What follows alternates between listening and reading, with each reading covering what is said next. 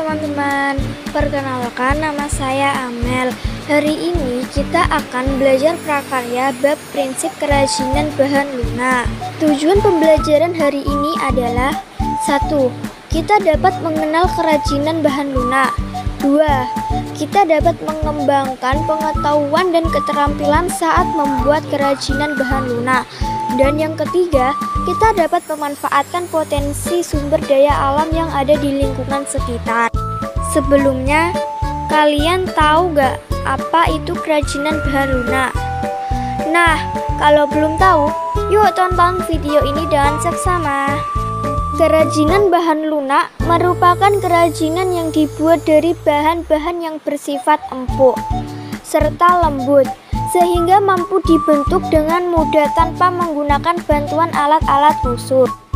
Dalam pembuatan kerajinan bahan lunak terdapat 3 prinsip, yaitu 1. Keterampilan tangan. Kerajinan dibuat dengan menggunakan keterampilan tangan. Meskipun diproduksi banyak, produk kerajinan masih tetap mengandalkan tangan. Sementara itu, industri bertumpu pada kekuatan mesin. Inilah yang membedakan antara produk kerajinan dan produk industri. 2. Keterampilan teknik. Pembuatan benda-benda kerajinan dilakukan secara berulang-ulang dan didasari oleh keterampilan teknik atau keprigelan, sehingga produk yang dihasilkan sudah tentu memiliki kekasan tangan yang nampak dengan detail, rumit, dan hanya bisa dilakukan dengan keterampilan teknik yang dimiliki oleh tangan seseorang. 3. Kedaerahan atau tradisional.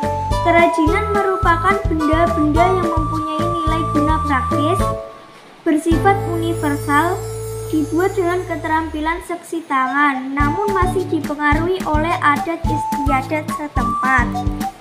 Secara umum, jenis karya ini dapat dipilih menurut manfaatnya sebagai berikut. 1. Kelengkapan busana. Produk kerajinan bahan lunak dibuat dengan mempertimbangkan produk tersebut dapat mempercantik diri dalam menggunakan busananya.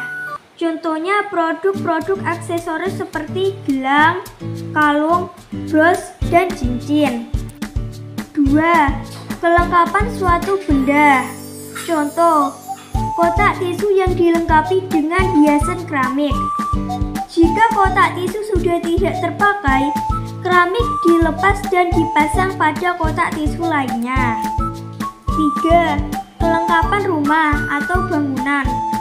Produk kerajinan dapat dijadikan manfaat sebagai pelengkap rumah atau bangunan tertentu. Contohnya, air mancur berbentuk kodok. 4. Kelengkapan keperluan ritual atau upacara adat. Banyaknya ritual atau upacara adat Nusantara tentunya bervariasi pula kerajinan bahan lunak yang dapat dimanfaatkan sebagai pelengkap upacara.